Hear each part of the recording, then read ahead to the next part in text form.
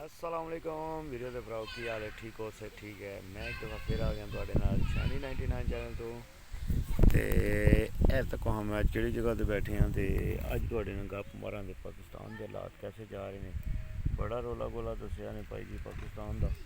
ਪਾਕਿਸਤਾਨ ਵਿੱਚ ਇਸ ਟਾਈਮ ਜਿਹੜੇ ਹਾਲਾਤ ਦੱਸੇ ਨੇ ਨਾ ਉਹ ਬਹੁਤ ਸਮਝ ਲਓ ਠੀਕ ਵੀ ਜਾ ਰਹੇ ਨੇ ਤੇ ਗਲਤ ਵੀ ਜਾ ਰਹੇ ਨੇ ठीक थोड़े जे जा रहे ने जे अगर घूमती खबरां सुनो तो फिर ठीक ने हुकूमत वास्ते ते जे अगर खबरां तुसी सुनो जेड़े तजिया नगार ने कोई दो चार सही तजिया करने वाले तो फिर समझो कि हुकूमत वास्ते भी जेड़ा ना वो थोड़ा जा मसला परेशानी बनता पाया नवाज शरीफ मरियम नवाज सऊदीया ते दुबई दे जेड़ा टूर लगते ने पे ਉਹਦੇ ਤੋਂ ਬਾਅਦ ਗੱਲ ਕਰਾਂਗੇ ਸ਼ਬਾਜ਼ ਸ਼ਰੀਫ ਦੀਆਂ ਸਪੀਡਾਂ ਚੇਂਜ ਹੋਈਆਂ ਨੇ ਇਮਰਾਨ ਖਾਨ ਦੇ ਬੱਚਿਆਂ ਨੇ ਇੰਟਰਵਿਊ ਦਿੱਤਾ ਉਸ ਇੰਟਰਵਿਊ ਦਾ ਬੜਾ ਰੌਲਾ ਬਣਿਆ ਪਾਕਿਸਤਾਨ ਵਿੱਚ ਕੱਲ੍ਹ ਦਾ ਤੇ ਇਹ ਸਾਰੀਆਂ ਚੀਜ਼ਾਂ ਤੁਹਾਡੇ ਨਾਲ ਜਿਹੜਾ ਨਾ ਅੱਜ ਗੱਪਾਂ ਮਾਰਨੀਆਂ ਨਾਲ ਤੁਸੀਂ ਜਿਹੜਾ ਇਹ ਬੱਚੇ ਤੱਕੋ ਛੋਟੇ ਛੋਟੇ ਖੇਡਦੇ ਨੇ ਵੇ ਤੇ मैं हूँ थोड़े नाल जो अगली गल स्टार्ट करने शुरू करने कल जो इमरान खान के बच्चों ने इंटरव्यू दिता ना उस इंटरव्यू जोड़ा इमरान खान के बच्चों ने एक बच्चे ने दाढ़ी रखी है एक ने क्लीन शेव की तो उस बच्चे ने उन्होंने आख्या कि पाकिस्तान साढ़े वालद नाल जिस टाइम उन्होंने सवाल होया तो उन्हें आया भाई सानू ये खतरा है कि साढ़े वालद नूं कुछ जोड़ा ये कर सकते हैं जेल के ਤੇ ਉਹਨਾਂ ਨੇ ਜਿਉਂ ਸਵਾਲ ਕੀਤੇ ਨੇ ਤੂੰ ਫਿਰ ਅੱਗੇ ਇਮਰਾਨ ਖਾਨ ਦੇ ਬੱਚਿਆਂ ਨੇ ਜਵਾਬ ਦਿੱਤੇ ਨੇ ਉਹਨਾਂ ਨੇ ਆਖਿਆ ਭਾਈ ਸਾਡੇ ਵਾਲਦ ਨੂੰ ਇਹ ਜੇਲ੍ਹ ਦੇ ਵਿੱਚ ਕਤਲ ਵੀ ਕਰ ਸਕਦੇ ਨੇ ਤੇ ਉਹਦੇ ਤੋਂ ਬਾਅਦ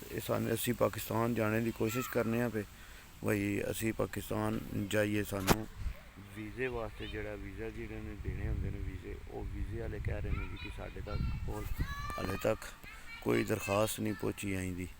ਕਿ ਜਿਹੜਾ ਤੁਸੀਂ ਨਾ ਜਿਹੜਾ ਤੁਸੀਂ ਆਪਣਾ ਨਾ ਅਸੀਂ ਤੁਹਾਨੂੰ ਵੀਜ਼ਾ ਦੇ ਸਕੀਏ ਉਹਦੇ ਤੋਂ ਬਾਅਦ ਭਾਈ ਜੀ ਸ਼ਬਾਜ਼ ਸ਼ਰੀਫ ਦੀ ISI ਨੂੰ ਆਰਡਰ ਹੋ ਗਏ ਨੇ ਚੀਫ ਜਸਟਿਸ ਦੇ ਆਰਡਰ ਜਿਹੜੇ ਨੇ ਉਹ ਬੜੇ ਡਾਢੇ ਹੋ ਗਏ ਨੇ ਕਿ ਇਮਰਾਨ ਖਾਨ ਤੇ ਜਿਹੜੇ ਬੰਦਿਆਂ ਨੇ ਫਾਇਰਿੰਗ ਕੀਤੀ ਸੀ ਉਹਨਾਂ ਬੰਦਿਆਂ ਦੇ ਜਿਹੜਾ ਉਹ ਲੈ ਕੇ ਆਇਆ ਜਾਏ ਤੇ ਉਹਦੇ ਵਿੱਚ ਨਾ ਆ ਗਿਆ ਸ਼ਬਾਜ਼ ਸ਼ਰੀਫ ਨਵਾਜ਼ ਸ਼ਰੀਫ ਤੇ ਆਪਣਾ ਜਿਹੜਾ ਇੱਕ ਹੀ ਪਾਵਰਫੁਲ ਅਦਾਰਾ ਉਹਦਾ ਤੇ ਬੜਾ ਕੰਮ ਜਿਹੜਾ ਉਹ ਤਗੜਾ ਕੰਮ ਹੁੰਦਾ ਪਿਆ ਹੁਣ ਜੇ ਅਗਰ ਹਕੂਮਤ ਦਾ ਤੱਕੋ ਤੇ ਹਕੂਮਤ ਰਗੜਾ ਵਿੱਚ ਆਉਂਦੀ ਹੈ ਵੀ ਜੇ ਅਗਰ ਹੁਣ ਜਿਹੜਾ ਸੁਪਰੀਮ ਕੋਰਟ ਵਿੱਚ ਆਰਡਰ ਆਇਆ ਤੇ ਜੇ ਅਗਰ ਤੁਸੀਂ ਸਮਝੋ ਕਿ ਜਿਹੜਾ ਇਮਰਾਨ ਖਾਨ ਵੱਲ ਤੱਕੋ ਜਾਂ ਇਮਰਾਨ ਖਾਨ ਦੇ ਬੱਚਿਆਂ ਵੱਲੋਂ ਤੱਕੋ ਜਾਂ 5 ਅਗਸਤ ਵੱਲੋਂ ਤੱਕੋ ਤੇ ਫਿਰ 5 ਅਗਸਤ ਉੱਤੇ ਦਮਾਦਮ ਮਸਤ ਕਲੰਦਰ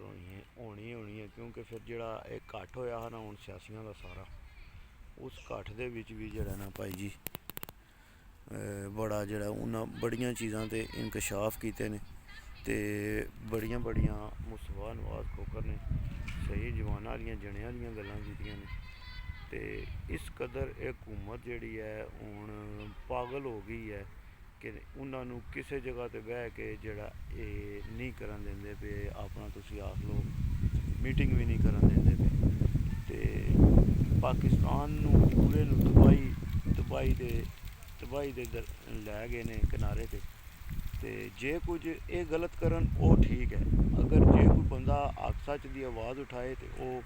ਬੰਦਾ ਨਹੀਂ ਠੀਕ ਅਤੇ ਇਸ ਗੱਲੇ ਯਜ਼ੀਦ ਦਾ ਦੌਰ ਵੀ ਜਿਹੜਾ ਨਾ ਮੇਰੇ ਹਿਸਾਬ ਨਾਲ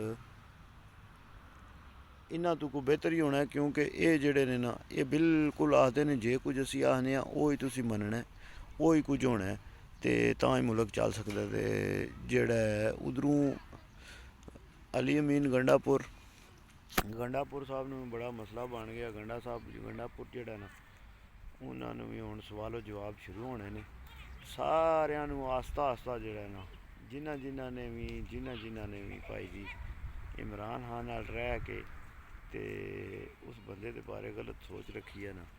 ਸਾਰਿਆਂ ਬੰਦਿਆਂ ਨੂੰ ਰਗੜਾ ਫਿਰਨੇ ਵਾਲਾ ਭਾਵੇਂ ਕੋਈ ਚੰਗਾ ਇਦਾਰਾ ਅਤੇ ਭਾਵੇਂ ਕੋਈ ਮੰਦਾ ਇਦਾਰਾ ਨਵਾਜ਼ ਸ਼ਰੀਫ ਹੋਰੀ ਜ਼ਰਦਾਰੀ ਹੋਰੀ ਅਤੇ ਇਹ ਤਾਂ ਅੱਗੇ ਹੀ ਭਾਈ ਜੀ ਇਹਨਾਂ ਦਾ ਕਿਹਨਾਂ ਨੂੰ ਨਹੀਂ ਪਹਿਲਾਂ ਪਤਾ